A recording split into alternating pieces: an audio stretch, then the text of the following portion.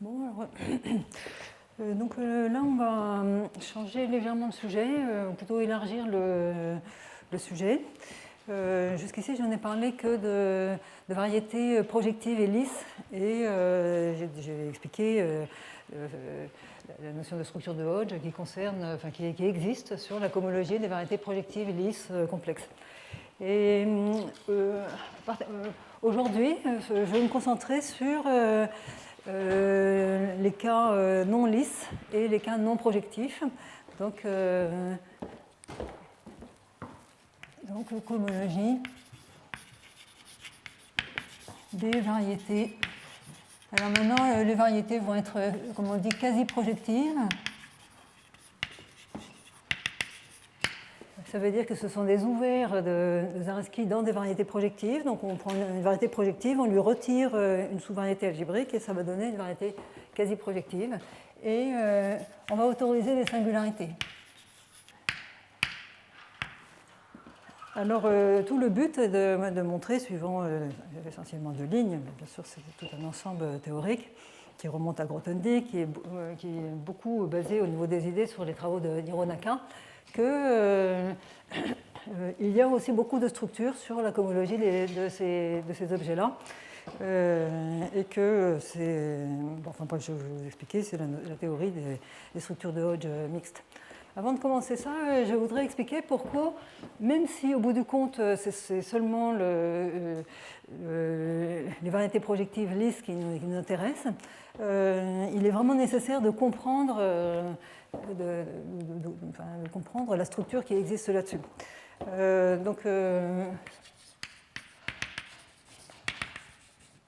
La motivation, bon, je vais vous donner deux exemples. Un qui justifie l'intérêt pour les variétés quasi-projectives et l'autre qui justifie la nécessité d'introduire des variétés singulières. Donc, je parle d'une variété X projective lisse. Je m'intéresse à calculer sa cohomologie ou la structure de Hodge sur sa cohomologie. Une manière assez naturelle, c'est de penser à, c'est ce qu'on appelle un peu la théorie de Picard-Lefschetz, c'est de penser à faire, à diminuer la dimension, c'est-à-dire à balayer la variété par des hypersurfaces. Alors donc je vais supposer que X est contenu dans Pn, et je vais prendre la famille universelle des hypersurfaces, ce qu'on appelle des sections hyperplanes.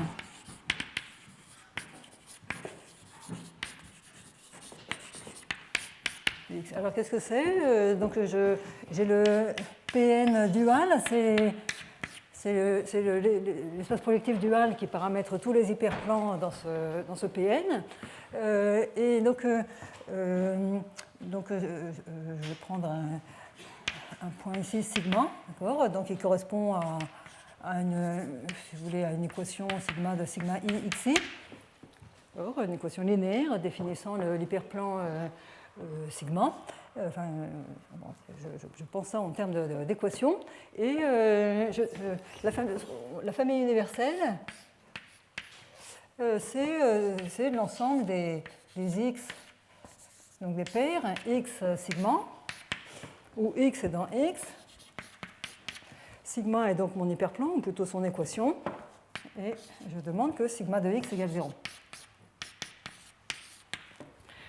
Alors là, bien sûr, ces paires x sigma sont dans le produit x croix Pn dual. Alors, cette famille universelle, elle est vraiment très, très adaptée si on veut comprendre ce qui se passe sur notre variété x, parce que si je prends la projection sur le Pn dual ici,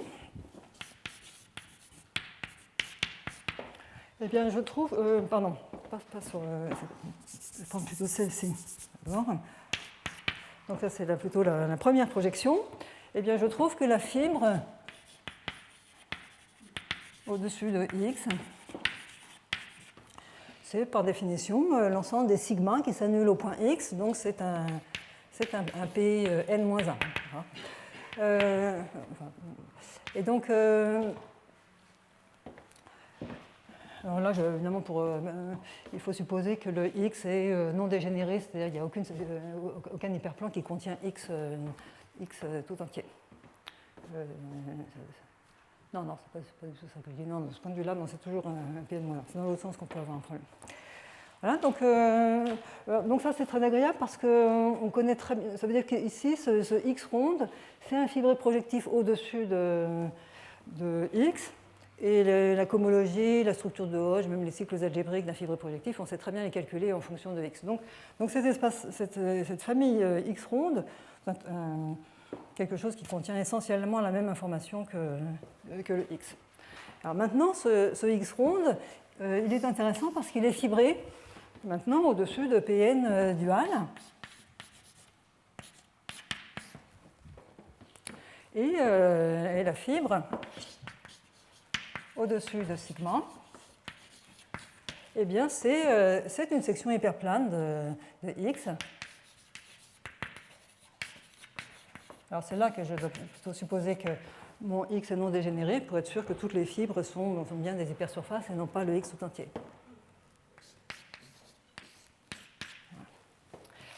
Et donc c'est assez tentant de se dire, pour étudier ce X, je vais plutôt étudier cette fibration. Le problème, c'est que il va y avoir, il y a des théorèmes de Bertini qui disent la fibre générale.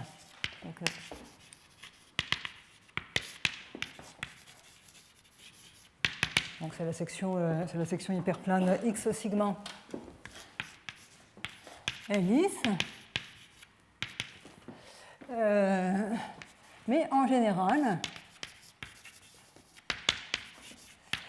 donc il existe ce qu'on appelle une hypersurface discriminante. Voilà.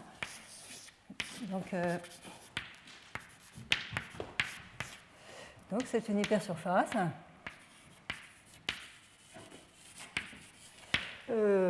paramétrant les sections hyperplanes singulières.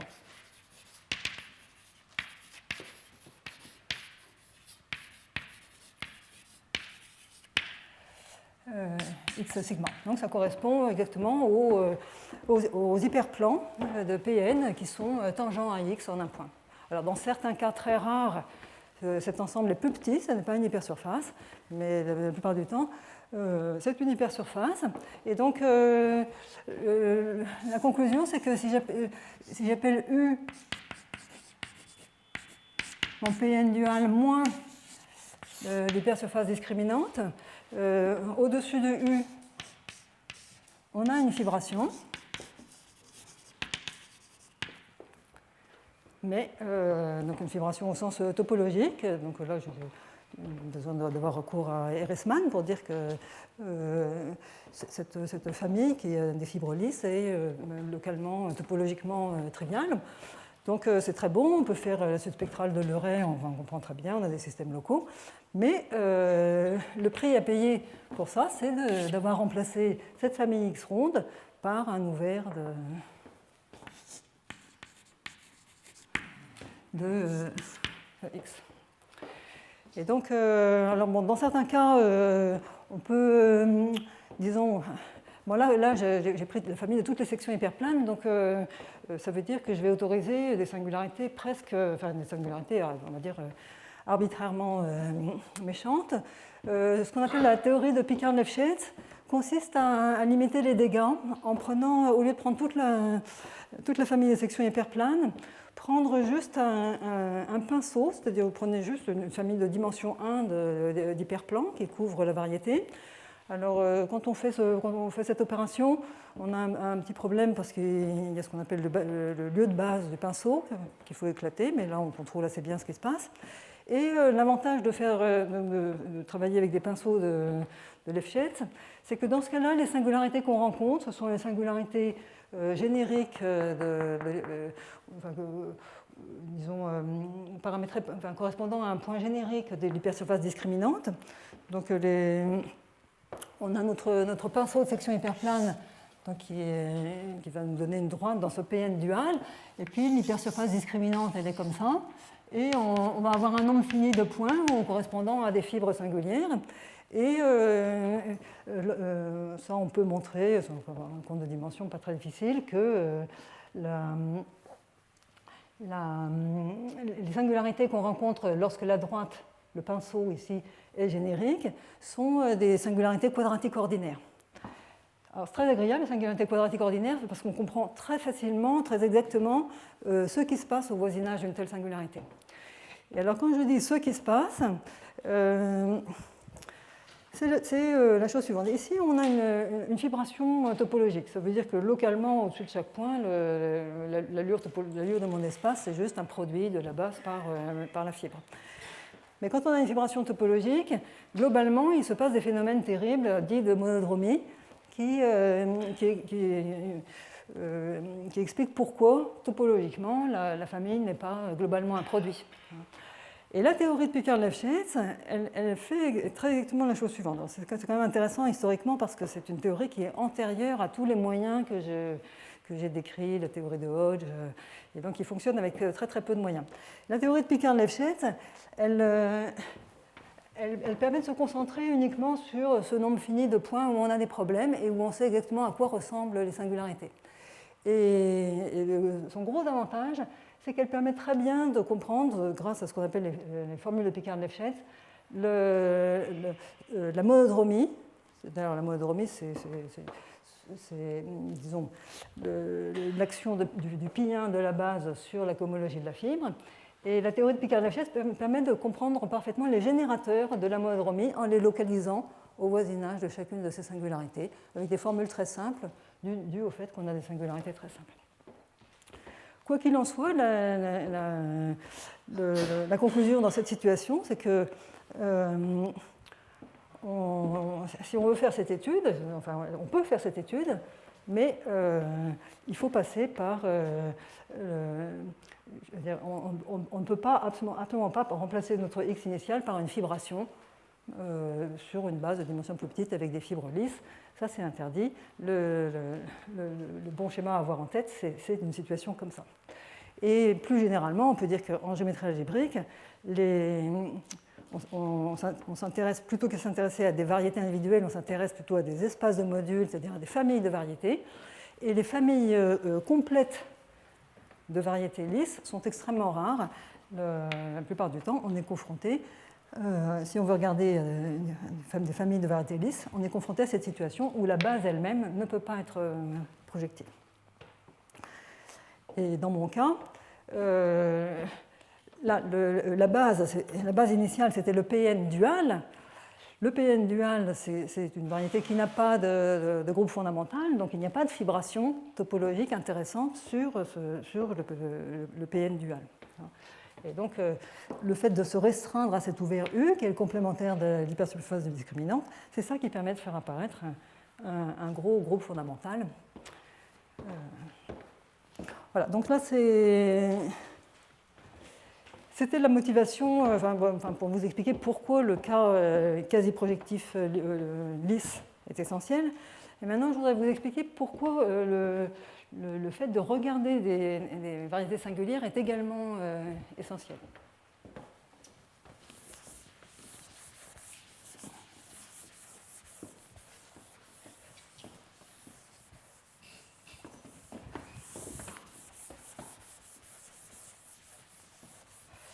Donc, alors, voilà, je vais prendre juste le cas de la x de dimension 3. Bon, je pourrais faire de dimension plus grande, mais là, pour vous donner l'exemple précis. Bon. Donc, je me donne un x, on va prendre par exemple un x contenu dans P4, donc soit une hypersurface. Une hypersurface lisse. Et donc, maintenant, je regarde. Ce qui m'intéresse, ça va être de comprendre quelle partie de la cohomologie de ce X peut être supportée sur une surface. Donc, je prends. Alors, d'abord, il faut savoir que dans cette situation-là, ça c'est le théorème de Lefschetz. va nous dire, enfin, c'est l'effet de Grothendieck dans ce cas-là, va nous dire que les surfaces sigma contenues dans X sont donc ce sont des traces, donc ce sont des intersections de X avec une hypersurface Y de P4. Bon. Alors maintenant, ce qui se passe, c'est que donc, pour des surfaces comme ça, je m'intéresse à J étoile. Alors je vais prendre. Alors, la seule cohomologie intéressante de X, c'est H3 de X. Donc le théorème de Lefschetz sur les sections hyperplanes va nous dire qu'une telle hypersurface n'a pas de cohomologie intéressante en degré 1, 2, enfin différents de 3. Donc c'est ce H3 qui nous intéresse. Et alors comme je ne sais pas a priori si mon sigma est lisse, je vais prendre le J étoile je n'ai pas forcément de morphisme de Gysin, donc je vais prendre le J étoile en homologie. Donc je vais regarder plutôt ça. Donc le H3 de XQ, là, mon X est lisse, donc c'est la même chose que le H3 de XQ. Et je vais regarder donc ces morphismes-là en homologie, mettons un coefficient rationnel. Le but étant de se dire, bon, bah, peut-être une partie de l'homologie de X peut être comprise en regardant ce qui est supporté sur des surfaces. Et alors là, on voit que selon que les surfaces sont singulières ou non, on n'a pas du tout la même réponse. Donc, si sigma est lisse, eh bien, donc, ça c'est le théorème de Lefschetz sur les sections hyperplanes. Ça va nous dire que le H3 de sigma Q est égal à 0. Donc, pour une telle variété, je n'ai pas d'homologie de degré 3 intéressante qui peut venir d'une surface lisse dans X. Par contre, alors prenons des exemples très simples. Alors là, tout ce dont je suis en train de parler, c'est le mystère du coniveau, et donc je reviendrai là-dessus vraiment tout à fait à la fin du cours.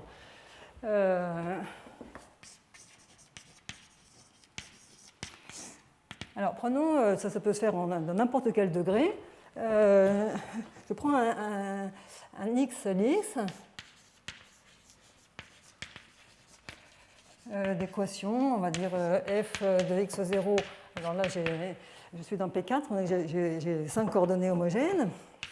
Et je suppose que mon f de x0, x4 est de la forme f, on va dire g de x0, x1, x2, plus x4 fois une autre équation h de x0, x4.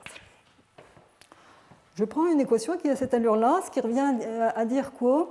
C'est que quand je restreins à x4 égale 0, eh bien, normalement, je devrais obtenir une équation qui dépend des 4 coordonnées restantes, x0 jusqu'à x3.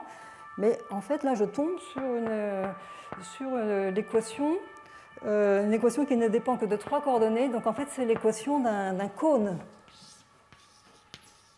C'est une surface ici, qui est en fait un cône sur... Parce qu'il faut bien il faut voir que cette équation, il faut la prendre comme définissant une surface dans P3, avec les coordonnées x0 jusqu'à x3. Et l'équation que ça définit, c'est un cône sur la courbe d'équation g de x0, x1, x2 dans P2. Alors, c'est très facile de voir qu'en prenant une équation comme ça, générique, au sens où G et H sont génériques, je peux construire un X qui est singulier. Ce X, il contient donc, la surface d'équation x4 égale 0. Et ça, cette surface, c'est exactement ce cône-là. Cette surface, elle est très singulière. Elle a cette allure-là. Ici, c'est ma courbe dans P2. Et puis ici, il y a le sommet du cône. Donc, c'est x0 égale x1 égale x2 égale 0. Puis le x3 arbitraire. Et maintenant, c'est très facile de voir que, sauf qu'un élément, je pense que le seul cas où ça ne se produit pas, c'est le cas de degré 2. À partir du degré 3, eh bien, dans ce cas-là, la courbe définie par cette équation A du H1, et la flèche qui envoie, c'est le H3 de sigma Q dans H3 de XQ est non trivial.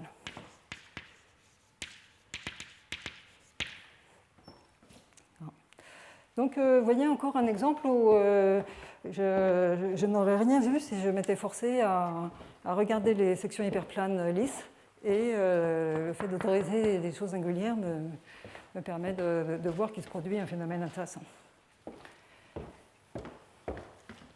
Alors, une fois qu'on a admis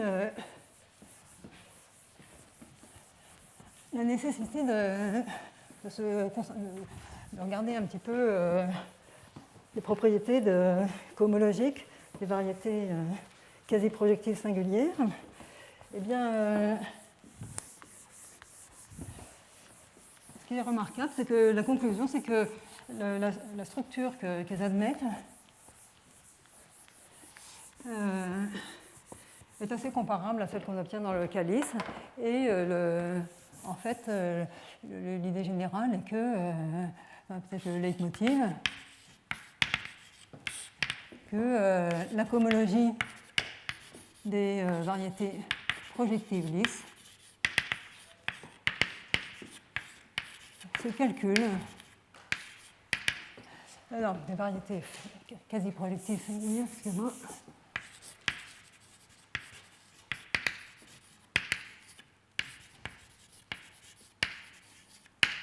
se calcule à l'aide de la cohomologie des variétés lisses, variétés projectives lisses.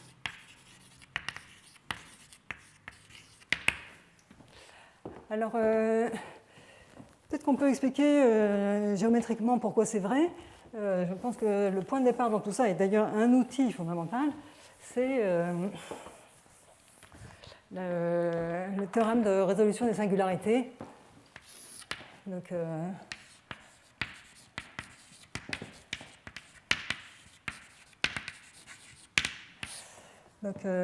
théorème de résolution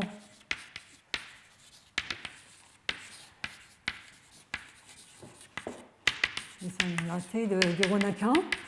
Alors, il y a différentes versions. Une qui est plus adaptée pour étudier la cohomologie des variétés ouvertes et l'autre plus adaptée pour étudier la cohomologie des variétés singulières.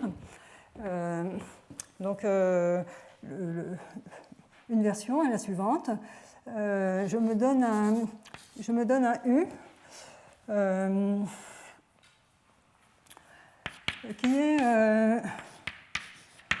le complémentaire. Alors le X va être une variété projective lisse. Et le Z, ça va être un sous-ensemble algébrique fermé.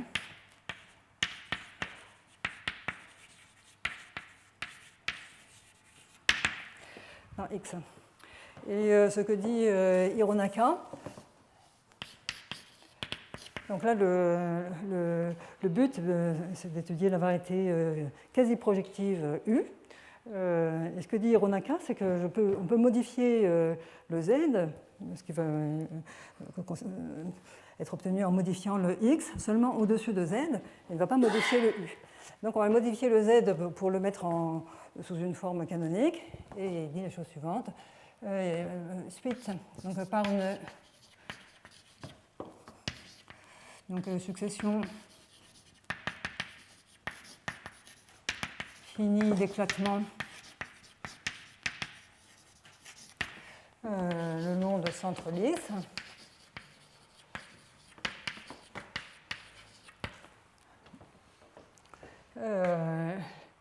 Donc supporté au-dessus de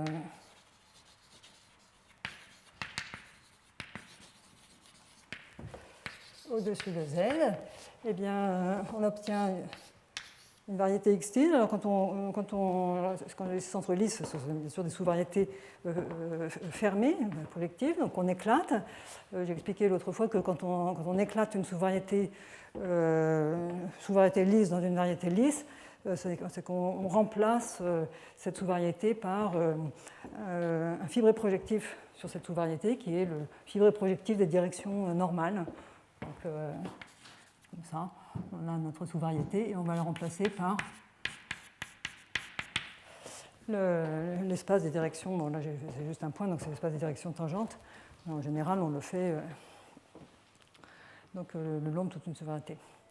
Donc, on a ces éclatements et donc le x tilde obtenu est,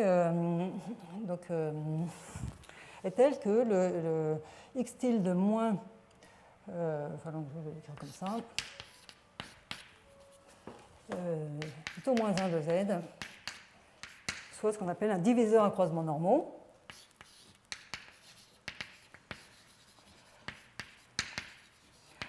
Alors quand on prend le taux moins 1, si on le prend au sens algébrique, ça veut dire que notre z en bas est défini par certaines équations et on tire en arrière ces équations. Ça va nous donner des équations au-dessus et c'est ça qu'on appelle le taux moins 1. Alors donc là, quand je fais le taux moins 1 algébrique, les équations tirées en arrière vont définir ce diviseur, mais peut-être avec des multiplicités. Mais quand on dit un diviseur à croisements normaux, ça veut dire qu'ensemblistement, c'est-à-dire en oubliant les multiplicités, eh bien, le D est une union d'hypersurfaces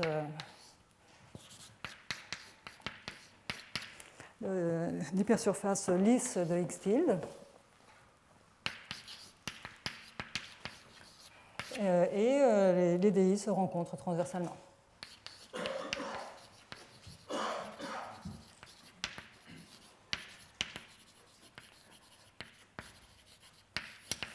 Alors, je pense que parfois on met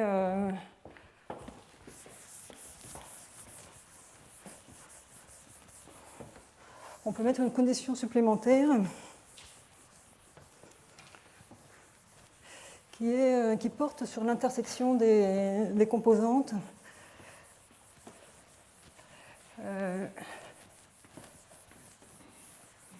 Je pense qu'on peut mettre aussi comme condition que si on prend les intersections successives de plusieurs componentes, ce qu'on obtient est toujours connexe. Je pense que ça interviendra à un certain moment. Mais bon, mettons que ce soit ça la définition de... Donc un diviseur à croisements normaux, donc ensemblistement, ça veut dire que les équations locales, dans le cas local au sens analytique,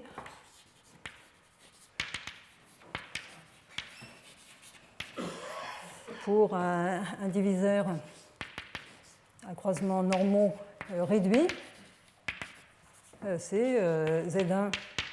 Bon, il va avoir, mettons que l'espace ambiant est de dimension n. Donc, on peut avoir au plus n composantes, localement, enfin en passant par chaque point, parce qu'ils sont censés se rencontrer transversalement. Et donc, quitte à changer les coordonnées holomorphes locales, les équations locales seront, pour mon diviseur D, ce sera ça. Donc,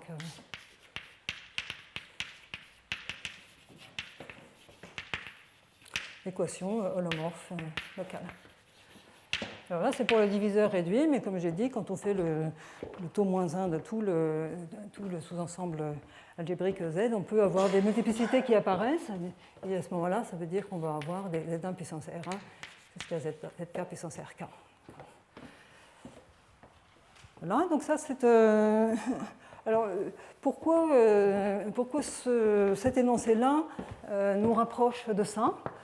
C'est parce que... Bon, ben, ça, on va le voir apparaître de façon de plus en plus précise. Mais maintenant, c'est notre U qui nous intéresse. on a remplacé cette inclusion dans une variété projective lisse par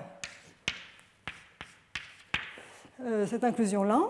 Et maintenant, ce qu'on sait, c'est que le Z, le complément sur lequel on n'avait pas d'information, maintenant c'est devenu notre diviseur à croisement normand. Et là, la situation n'est pas désagréable parce que la cohomologie de U, elle va entrer dans un... Donc on a un suite exemple long de cohomologie relative. Donc HI de X vers HI de U vers HI de XU. Alors là, je ne dise pas de bêtises, je pense que c'est plutôt HI plus 1 ici. Et donc, et maintenant, la cohomologie relative, alors ça c'est un fait général de dualité, que ceci c'est la même chose que H2N moins I moins 1 de complémentaire. Alors justement, là, je pouvais le faire pour X, mais ce qui m'intéresse, c'est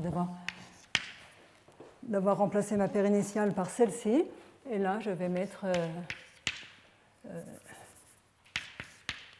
voilà. Donc j'ai cette égalité. Et donc, ça me permet de pincer la cohomologie de U entre la cohomologie de X. Donc après, ça va continuer avec la cohomologie de X tilde. Si j'ai la cohomologie de X tilde, qui est la cohomologie d'une variété projective lisse.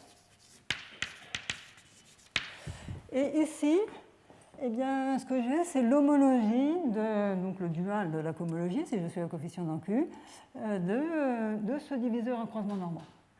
Et ce diviseur à croisement normand, c'est un objet qui n'est pas très compliqué parce qu'il est fait, il y a une espèce de combinatoire, et bien là on va revenir tout de suite à ça.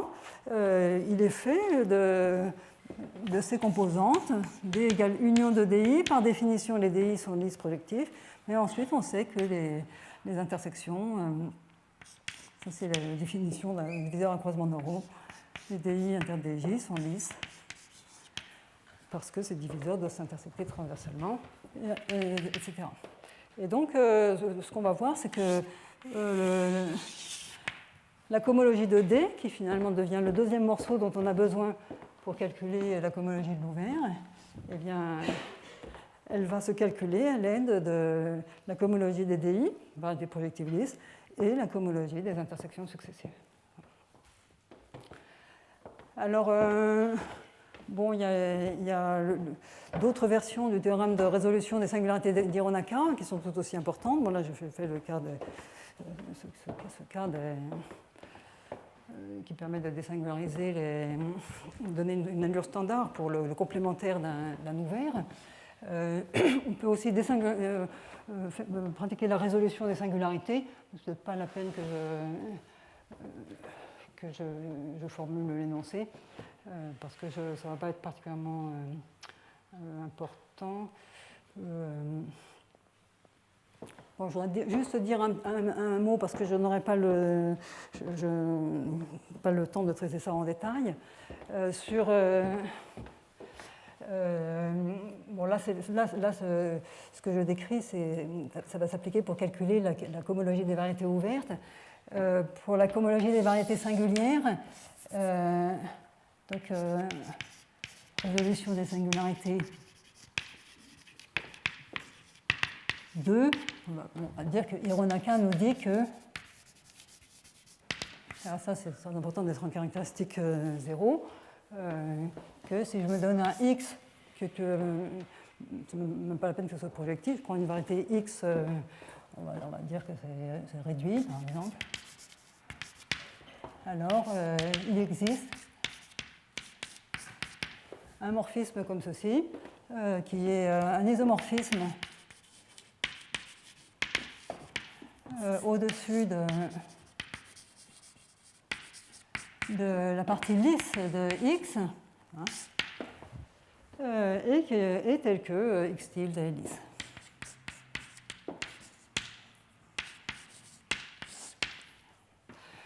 Alors, Hironaka est plus précis, il dit que ça peut être obtenu par une série d'éclatement, mais ça, c'est pas, pas ça qui va servir ici. Une fois qu'on a ça, là, c'est quand même un énoncé un peu plus vague que ce qu'on avait dans ce cas-là, où on voit vraiment très bien comment on va faire pour calculer la topologie ensuite de l'ouvert. L'idée de lignes, dans ce cas-là, c'était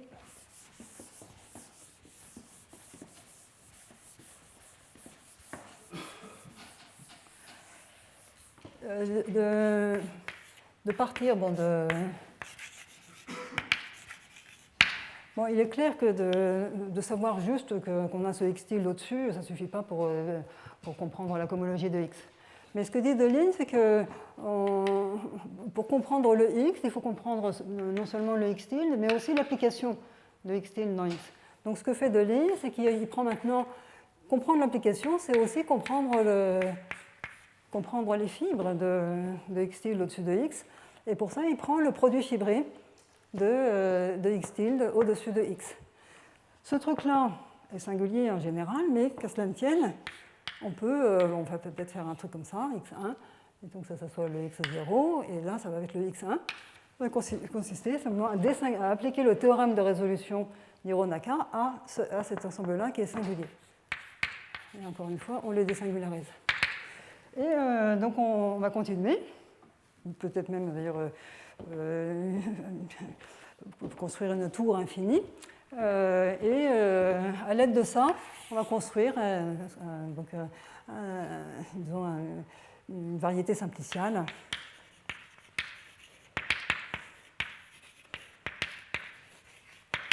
Où ce qui est important, c'est que tous les termes qui vont apparaître seront des variétés projectives lisses. Et la donnée de ces variétés projectives lisses et des morphismes qu'on a entre elles permettra de calculer la cohomologie de la variété X. Donc ça, c'était juste pour vous dire que simplement sur la base du théorème de résolution d'Hironaka, on peut se douter qu'un énoncé comme ça est vrai.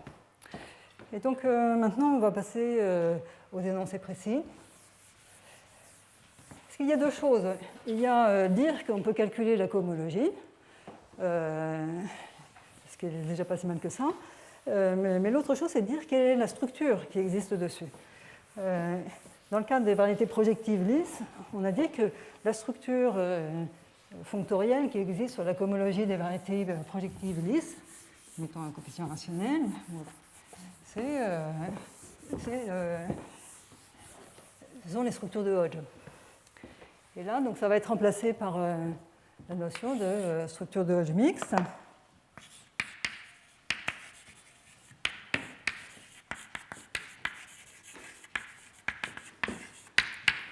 Et donc la définition, c'est... alors je vais prendre des structures de Hodge mixte, encore une fois, à coefficient rationnel. Donc SHM pour structure de Hodge mixte. Donc c'est la donnée de H qui sera un Q espace vectoriel de dimension finie.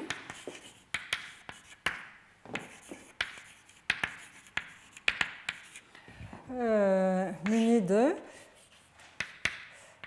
alors W qui sera une filtration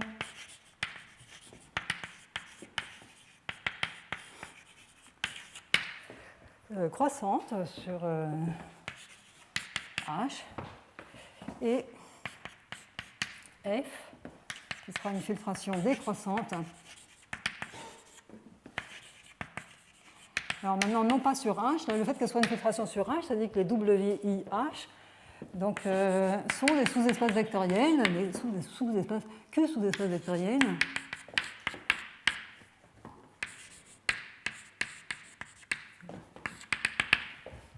de H. Et là, par contre, la filtration F, c'est une filtration décroissante sur l'espace vectoriel complexifié HC. Et la condition de compatibilité est que, eh bien, quel que soit I, la filtration Alors, donc, là, je vais préciser tout de suite que ici, ça s'appelle la filtration par le poids. L'indice I, ça sera appelé le poids. Et là, c'est une filtration décroissante. C'est une filtration qu'on a déjà rencontrée dans le cadre des variétés algébriques lisses. C'est la filtration de Hodge. Et donc, la condition de convertibilité, c'est que quel que soit I, la filtration de Hodge, la filtration F, induit donc on va dire une structure de Hodge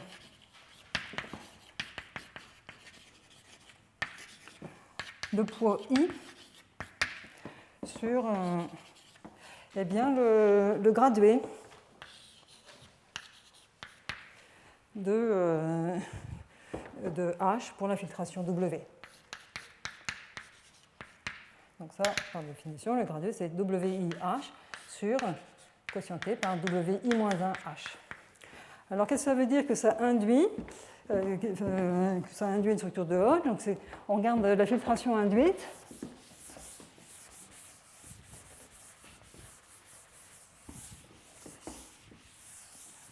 Donc,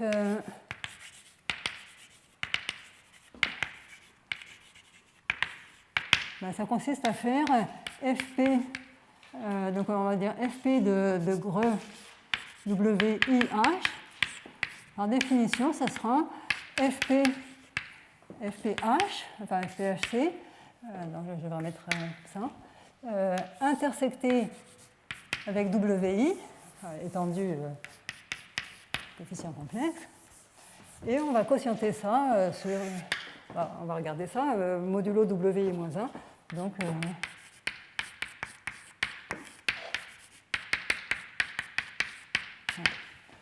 ça nous donne une filtration décroissante.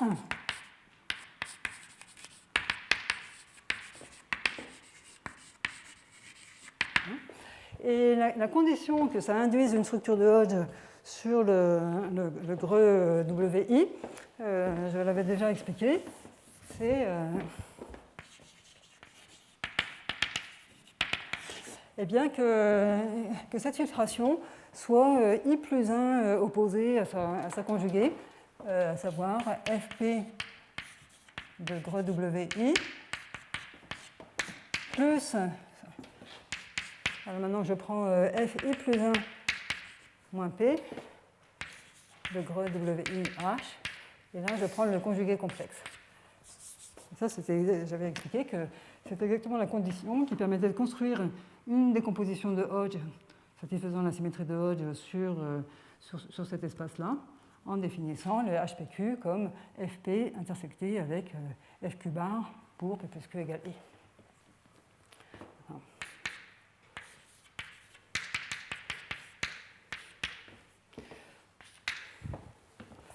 Donc ça, on veut quel que soit.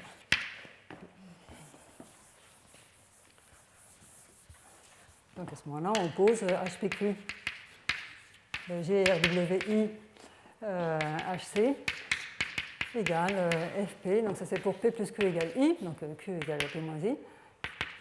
Donc c'est FP, notre espace intersecté avec FQ bar. Donc c'est ça la définition. Alors personnellement, je ne suis pas totalement enchantée par les indices qui apparaissent, que ce soit exactement indicé par le poids. Je trouve ça un petit peu embêtant.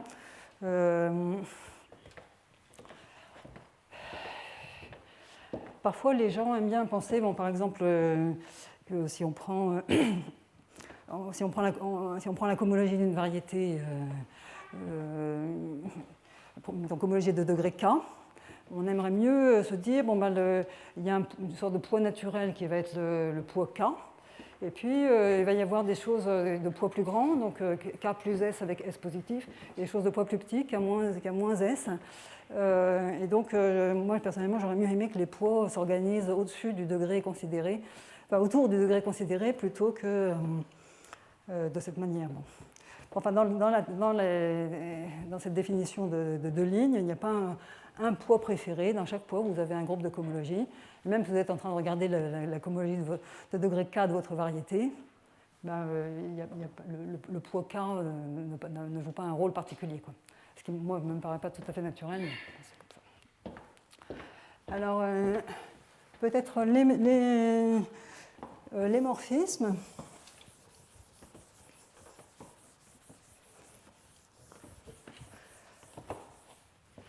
Donc, morphisme de structure de Hodge mixte. Eh bien, donc je me donne un HWF, donc une structure de Hodge mixte, et puis un H'W'F'. Alors, les morphismes, on va autoriser un décalage des poids de façon à ce que les morphismes induits sur les greux soient des morphismes de structure de Hodge. Et je vous rappelle que pour les morphismes de structure de Hodge, on avait autorisé un décalage des poids. Donc, ça veut dire que phi envoie H est un morphisme de Q espace vectoriel. Et on va demander que, alors, pour un certain R, qui va être le décalage des poids, donc phi de WI, alors R va être forcément de poids, R va être forcément pair. Phi va envoyer WIH sur WI, donc je dis pas de bêtises.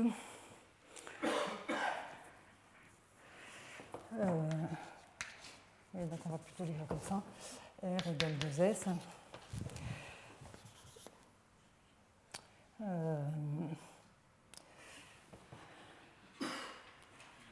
WI plus 2S, oui. Et là, je vais avoir, pour la filtration de Hodge, je vais demander que ça décale phi de W, phi de FPH. Continue, FP plus bas.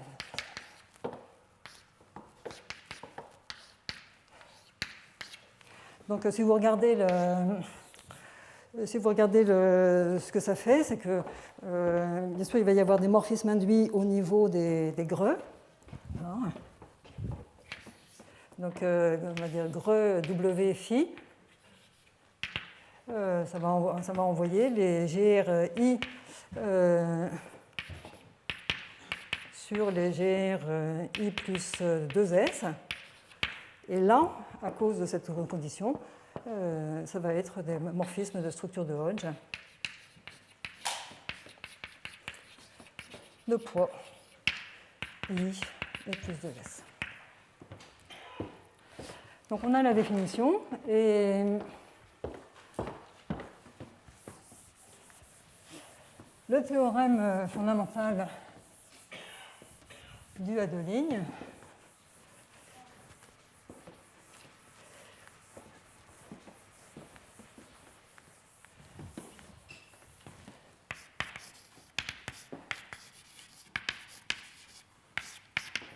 c'est qu'il existe des structures de Hodge mixtes.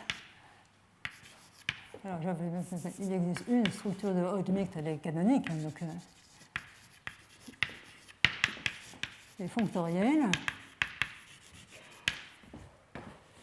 sur la cohomologie des variétés quasi-projectives. Et éventuellement singulière.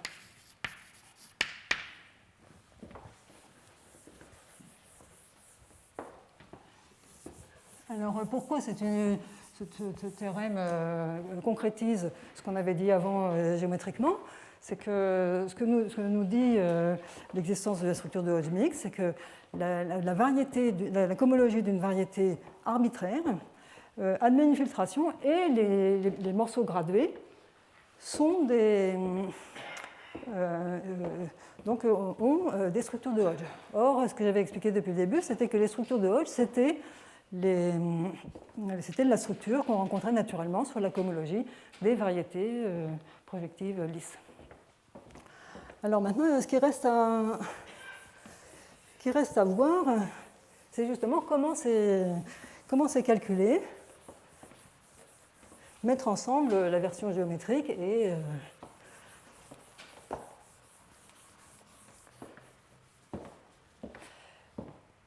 et la version cohomologique qui est formalisée dans cette notion. Alors peut-être qu'avant avant de passer à la construction de la structure de Hodge mixte, que je vais faire dans un seul cas,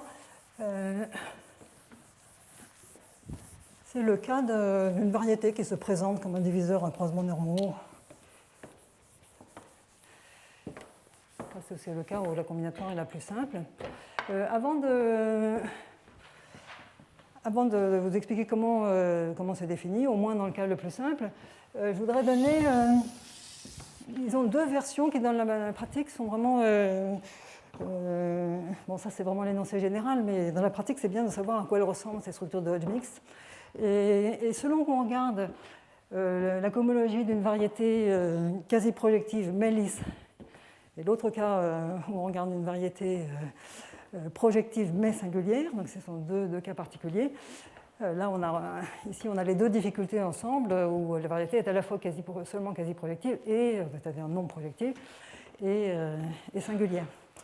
Mais bon, c'est bien de séparer les deux cas pour comprendre un petit peu la géométrie de cette structure de Hodge mixte et la manière dont les poids interviennent. Donc, je vous donne deux sous-énoncés.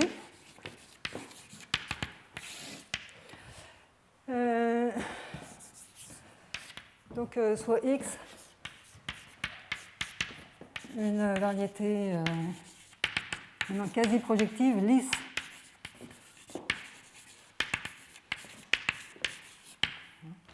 alors, la structure de Hodge mixte sur HK de XQ a pour poids. Alors, quand je dis a pour poids non triviaux, hein, c'est-à-dire que c'est les parties où il y a des gradués non triviaux pour la filtration W. Alors, donc on a WK. Et ça, c'est le plus petit poids.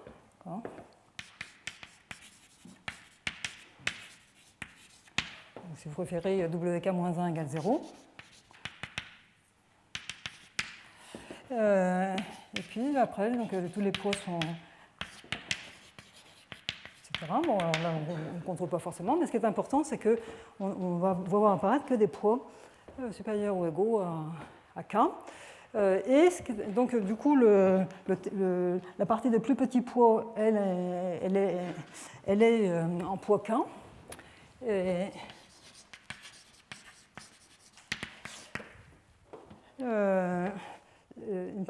l'énoncé maintenant concerne l'interprétation de cette partie de plus petit poids.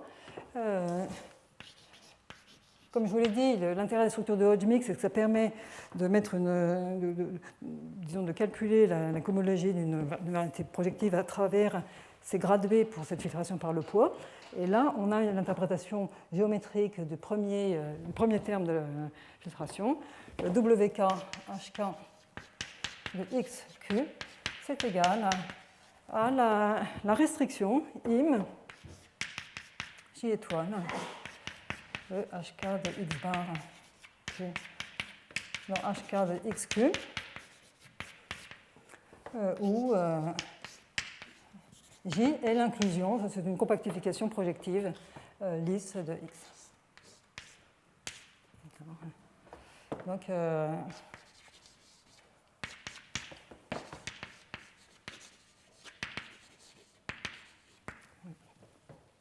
Donc, vous voyez, ça vous donne le début d'une idée de pourquoi cette cohomologie, à la fin, va être calculée à l'aide de la cohomologie de variétés projectives lisses. Là, le premier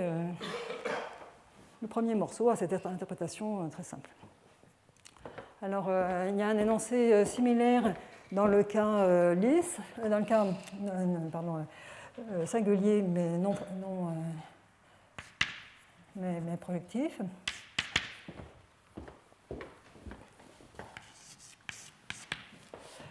Alors maintenant, je vais prendre soit X,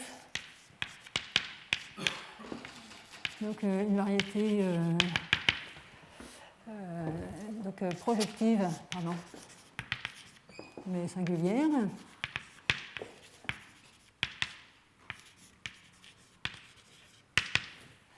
Alors, non, à ce moment-là, donc, comment je vais dire les choses? Oui. Alors, donc, les poids sur HK de XQ sont comme ça. Donc, maintenant, c'est l'inverse qui se passe, c'est que donc le plus petit poids, ça sera K. Donc, ça veut dire que WKHK, le plus grand poids, pardon, ça va être K. Donc, WKHK, ça sera HK. Et puis, donc, les autres poids, ça seront comme ceci. Et puis, bon, ça peut. Là, essentiellement, on n'a pas de borne arbitraire pour ça. Donc, et alors, donc, ça veut dire que maintenant, le plus grand poids ici est K.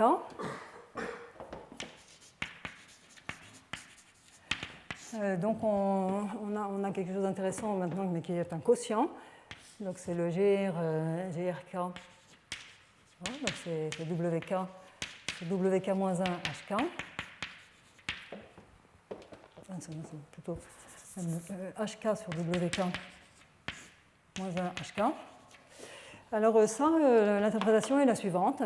Donc on va prendre une désingularisation de X.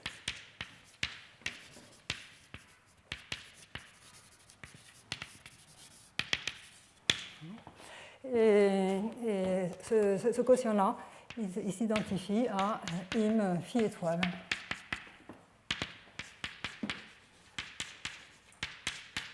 De la cohomologie de X vers la cohomologie de X tilde.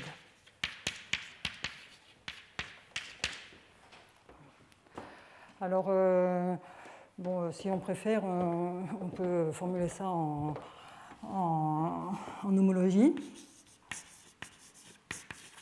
Oui, alors là, j'ai mis seulement la cohomologie, mais on peut mettre aussi bien sur l'homologie, sur cohomologie ou homologie relative. De toute façon, bon, souvent, il y a des énoncés de dualité qui permettent de passer des uns aux autres. Alors, en homologie, qu'est-ce qui va se passer? C'est peut-être un peu plus parlant, parce que à ce moment-là, ça va être comme avant, un sous, une partie des plus petits poids qu'on va bien comprendre.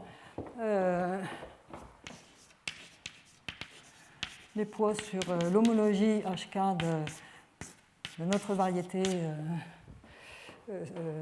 projective singulière. Donc, alors bon, comme c'est de l'homologie, on a envie de mettre des poids moins K, bon ça c'est pas très important. Donc, ce qui est important, c'est que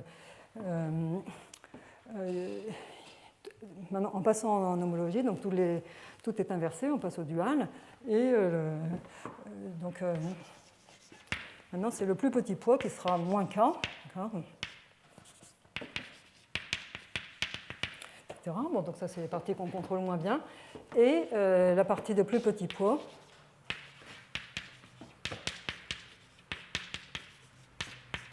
Eh bien, c'est l'image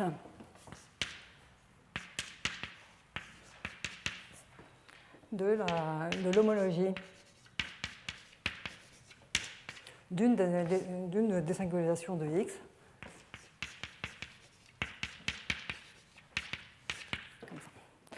Alors évidemment, fait partie de l'énoncé le fait que cette partie de plus petit poids là qu'on a décrite ici, soit à l'aide d'une compactification, soit à l'aide d'une résolution, en fait ne dépend pas du choix de la compactification ou de la résolution. Voilà, donc ça c'est une version un peu plus précise de l'énoncé de Deligne qui est très utile dans les applications. Et maintenant, je vais expliquer comment on construit ces structures de Hodge mixte dans un cas particulier.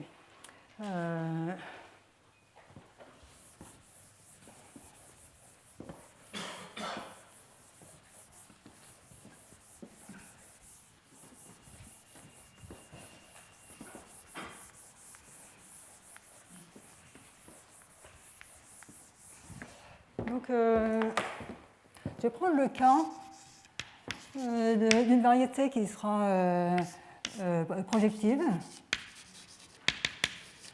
singulière, et se présentant comme un diviseur à croisement normaux, par exemple. Alors, donc, c'est-à-dire x égale union de xi avec les xi projectives lisses. Et puis, je demande que les intersections successives, xi, qui sont donc, alors là, je vais avoir un gros ensemble d'indices. I appartient à E. Donc et les xi, pour chaque i contenu dans mon ensemble d'indices, c'est défini comme l'intersection pour i, élément de i, les xi. Et je demande que ça soit lisse. Projectif, bien sûr, parce que c'est à l'intérieur de notre x. Alors, je pense que c'est là que... j'espère ne pas dire de bêtises, mais je pense que c'est mieux de supposer que c'est connexe. Sinon, je pense que je risque de rencontrer des bêtises. Donc, typiquement, ça va couvrir le cas où le x était le diviseur à croisement normaux qui apparaissait dans la première forme du théorème d'Hironaka. Donc, c'est très agréable parce que déjà, ça permet de comprendre, comme je vous l'ai expliqué, la cohomologie des ouverts. Parce que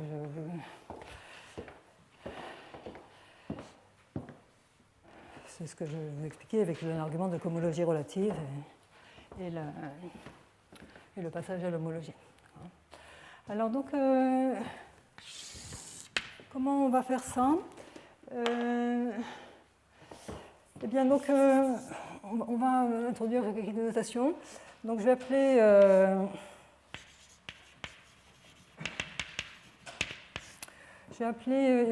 xn, non, on va faire comme ça, xi. Donc ça sera l'union disjointe des xi pour cardinal de i égale i plus 1. Donc ce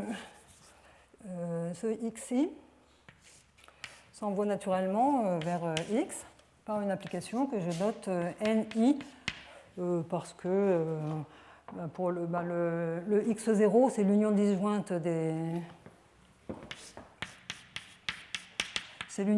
des composantes. Et donc, en fait, c'est la normalisation. D'accord, donc,